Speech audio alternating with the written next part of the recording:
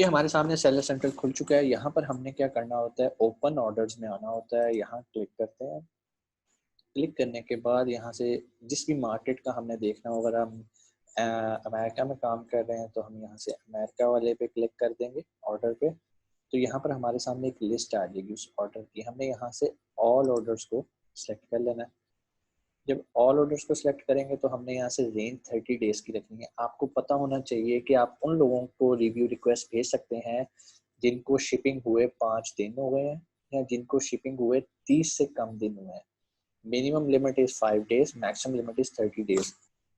अगर किसी को शिप हुए 35 डेज हो गए हो तो आप उसको रिव्यू रिक्वेस्ट नहीं भेज सकते। ठीक है, अब इन्हीं में से हम कोई रैंडमली देख लेते हैं। फॉर एग्जांपल ये एक क्लाइंट का ऑर्डर आया और ये ऑर्डर नंबर मुझे पता होना चाहिए, इसको हम ऑर्डर नंबर कहते हैं। जब वो शख्स ऑर्डर परचेज करता है ना तो वो स्क्रीनशॉट खींच के आपको भेजता है जिससे आप कंफर्म करते हो कि हाँ भाई मुझे ऑर्डर आ गया। तो बेसिकली ये वो जगह है जहाँ पर ऑर्डर कंफर्म होता है। आगे उसका स्टेटस आ रहा होता है कि पेमेंट कंप्लीट, डिलीवर हो गया या नहीं डिलीवर हुआ। ठीक है, तो अगर तो डिलीवर नहीं हो रहा होता तो इसके आगे जो है ना येलो कलर का बॉक्स आ रहा होता है कि इन प्रोसेस में अभी। लेकिन अगर डिलीवर हो चुका हो तो फिर वहाँ पर कोई भी वहाँ पे ये साइन आ रहा होता है पेमेंट कंप्लीट और एक्सपेडेड। और इसके बाद आपने क्या करना है, आपने उस क्लाइंट के आईडी पे क्लिक करना है, जो भी उसका ऑर्डर आईडी है, ऑर्डर नंबर है। जैसे ही आप ऑर्डर पे क्लिक करते हैं ना तो यहाँ पर राइट कॉर्नर पे आपको एक रिक्वेस्ट और रिव्यू की ऑप्शन होती है। अब ये काम आप वैसे तो सारे ऑर्डर्स पे ये काम कर सकते हो, लेकिन खसूसी तौर पे उस बंदे को लाजमी करना है जिसको आपने फ्री दिया होता है, ताकि वो शर्म के मारे आपको 5 स्टार रिव्यू खुद से दे दे और आपको मांगना ना पड़े। ये इन्होंने कुछ अंग्रेजी लिखी हुई है, रिक्वेस्ट रिव्यू, कि आप बार बार किसी को तंग नहीं कर सकते, सिर्फ एक बार आप जो है ना रिव्यू भेजें किसी को। Are you sure you want to request a review for this order? आप कहते हैं जी यस। जैसे ही आप यस करेंगे ना तो ये रिक्वेस्ट उस बंदे को चली जाएगी। उस बंदे को कहाँ जाएगी? जो उसका ईमेल एड्रेस अमेज़न पे रजिस्टर्ड होगा। जैसे उसे ईमेल जाएगी, आपने उसको दोबारा मैसेंजर पे जाके कहना कि यार तुम्हें अमेज़न से एक ईमेल आई होगी, जो बातें तुमने मुझे बताई हैं काइंडली अमेज़न को भी बता दो, तो वो फिर बता देगा। दूसरी बात, आपके लिए ये चीज़ें समझना ज़रूरी है जो कि टैक्स से रिलेटेड है। अमेज़न क्या करता है, अमेज़न आपसे टैक्स खुद कलेक्ट करता है और गवर्नमेंट को पे करता है। वैसे तो आपकी प्रोडक्ट की प्राइस 7.99 थी, लेकिन टैक्स की अमाउंट है $0.43, जो कि उसने क्लाइंट से लेनी है और गवर्नमेंट को जमा कर देनी है। आपका इससे कोई कंसर्न नहीं होता। बहुत सारे लोगों के ज़हन में क्वेश्चन होता है कि भाई इस पे टैक्स का क्या सिस्टम होता है, तो अमेज़न ही आपका टैक्स पे कर रहा होता है।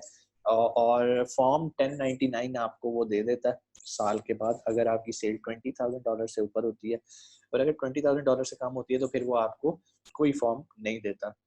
मीन्स कि आपको अपनी गवर्नमेंट को उसे डिक्लेयर करने की ज़रूरत नहीं है। अगर वो आपको फॉर्म 1099 दे रहा है, इट मीन्स कि आपको ज़रूरत है अपने लॉयर की, आप वो डॉक्यूमेंट उसको दें ताकि वो उसमें सारी डिटेल्स डिक्लेयर करे। उसमें सारी चीज़ें होती हैं कि आपने कितनी सेल की है, गवर्नमेंट को ऑलरेडी कितना टैक्स जा चुका हुआ है। ठीक है, और बाकी ये है कि एक्सपेंसेस आपके वो आपसे पूछ के डाल लेता है। खैर, इस प्लेटफॉर्म पे हमारा जो मकसद आने का था वो ये था, रिक्वेस्ट अ रिव्यू। हमने अपने कस्टमर से रिक्वेस्ट करनी थी। तो जैसे ही रिक्वेस्ट करेंगे और वो इस रिक्वेस्ट के अगेंस्ट हमें रिव्यू देगा, तो ये शरन भी ठीक है और इसके अलावा ये अमेज़न की पॉलिसीज़ को भी वायलेट नहीं कर रहा। मैं दोबारा एक बार करके बता देता हूँ। आप लोगों ने मेन डैशबोर्ड्स पे ये जो ऑर्डर्स हैं, यहाँ पर आना है। वैसे तो यहाँ से भी मैनेज ऑर्डर्स पे भी आप जाके ये काम कर सकते हैं। जैसे ही मैनेज ऑर्डर्स पे जाएँगे, मैनेज ऑर्डर्स में ये ऑल ऑर्डर्स आ रहे हैं। ऑल ऑर्डर से नीचे आप आएँगे और आपने देखना है कि कौन से ऐसे ऑर्डर हैं जो कि विद इन ए मंथ लाई कर रहे हैं। आपने उन पे क्लिक करना है, किसी पे भी रैंडमली यहाँ पे क्लिक किया। आपने यहाँ से रिक्वेस्ट अ रिव्यू पे गए और यहाँ से आपने रिक्वेस्ट कर देनी है। जैसे आप रिक्वेस्ट करेंगे उसको ईमेल चली जाएगी और वो आपको रिव्यू दे देगा। तो आज हमने सीखा कि हम किस तरह से अपनी सेल्स वेलोसिटी मेंटेन करते हैं एड्स के थ्रू। एड्स लगाना हम सीख लेंगे, वो कोई बहुत बड़ा काम नहीं है, बहुत बड़ी साइंस नहीं है। अगर आपको अमेज़न की पीपीसी आती है तो एड्स लगाना तो आपके लिए कोई मसला ही नहीं है। तो कहने का मकसद ये है कि आपने ऐड लगा लिया और क्लाइंट को फ्री गिव अवे भी कर दिए, तो ये वो एक प्लेटफॉर्म है जहाँ से आप लीगली उनसे रिव्यूज़ कलेक्ट कर सकते हैं।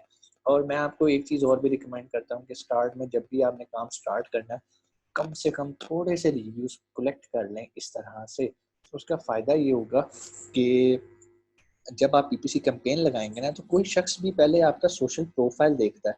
आपने प्रोडक्ट को पीपीसी की मदद से पहले सफ़े पे तो ले आए हैं, लेकिन वो क्लिक करके खरीदेगा उसी सूरत में जब आपका कोई सोशल प्रोफाइल होगा। वो इसलिए हरगिज़ नहीं खरीदेगा कि आपके साथ स्पॉन्सर्ड लग गया तो वो खरीद ले। तो पहले आपने सोशल प्रोफाइल बिल्ड करना होता है, तो वो आप क्या करते हैं, फेसबुक एड्स लगा के इस तरह से काम करते हैं। दूसरी बात ये है कि अगर आपको ये डाउट है कि अमेज़न जो है वो आपकी पेमेंट को भी ट्रैक कर रहा है, तो उसके भी तरीकाकारी होते हैं। मैं बता देता हूँ लोग किस तरह से करते हैं।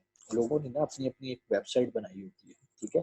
वेबसाइट बना के वो पहले फेसबुक से क्लाइंट को लेके अपनी वेबसाइट पे जाते हैं और वेबसाइट से उनको जो है ना वो डाइवर्ट करते हैं अमेज़न पे, क्योंकि अमेज़न को ये पता है जो फेसबुक से बंदा आ रहा है ना, वो तो मुफ्ता लगाने ही आ रहा है। लेकिन अगर कोई शख्स वेबसाइट से आ रहा है ना, तो वो उसको फिर भी सीरियस कंसिडर करता है। तो जैसे ही वो आपकी वेबसाइट पे आता है, आप उससे पूछते हो कि भाई तुम्हें फ्री चाहिए ना, पहले अपना यहाँ पर ईमेल एड्रेस तो दो मुझे। वो आपको ईमेल एड्रेस देता है, जैसे ही वो वहाँ जाके खरीद लेता है, फिर आप उससे कम्युनिकेट करते हो कि भई अब मैं तुम्हें रिफंड करने लगा हूँ। ये वो चीज़ें होती हैं जो थोड़ी-सी हम कह सकते हैं कि एक बीच में आप थर्ड सोर्स से घुमा के क्लाइंट को लेके जा रहे हो और आप थोड़ा-सा लीगल हो जाते हो। मीन लीगल से मुराद लीगल तो आप वैसे भी हैं, लेकिन ये है कि अमेज़न को लगता है कि यार ये वाक़ई एक्सटर्नल ट्रैफ़िक आई है। एक और चीज़ भी होती है, अगर आप फेसबुक ऐड के अंदर ही डायरेक्ट लिंक देना चाहते हो कि आपकी डायरेक्ट आपके पेज पर आए और अमेज़न को लगे कि नहीं ये डायरेक्ट नहीं आया, उसको हम टू स्टेप सुपर यूआरएल्स कहते हैं। आप सुपर यूआरएल जनरेट करते हैं और अमेज़न को लगता है कि भाई ये तो जो प्रोडक्ट है ना बड़ी अहम है, लोग कीवर्ड टाइप करके आए हैं। क्योंकि सुपर यूआरएल भी जब आप बनाते हो ना, तो वो भी बेसिकली इसी तरह ही बनता है, आप उसमें अपना कीवर्ड देते हो और उसकी वो एक यूआरएल बना देता है। तो क्लाइंट जब उस पे क्लिक करता है, तो वो सीधा लैंडिंग पेज पे जाता है, ऐड टू कार्ट करता है, खरीद के चला जाता है और अमेज़न को ये लगता है कि वो अ, कीवर्ड टाइप करके आया है। लेकिन मैं नहीं रिकमेंड करता कि आप कभी भी सुपर यूआरएल को यूज़ करें, क्योंकि मुझे यही लगता है कि अमेज़न को इसका भी पता है। अमेज़न को सिर्फ़ आप इस तरह से झांसा दे सकते हो कि आप इसको एसएफबी कर सकते हो कि भई सर्च, फाइंड एंड बाय, वो थोड़ा-सा ऑर्गेनिक और रियल चीज़ लगती है।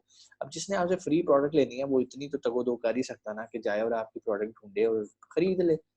तो ये एक सारा प्रोसीजर होता है जिसके थ्रू आप जो है ना ये सारा काम करते हैं। यहाँ तक कोई क्वेश्चन है तो वो आप मेरे से पूछ सकते हैं।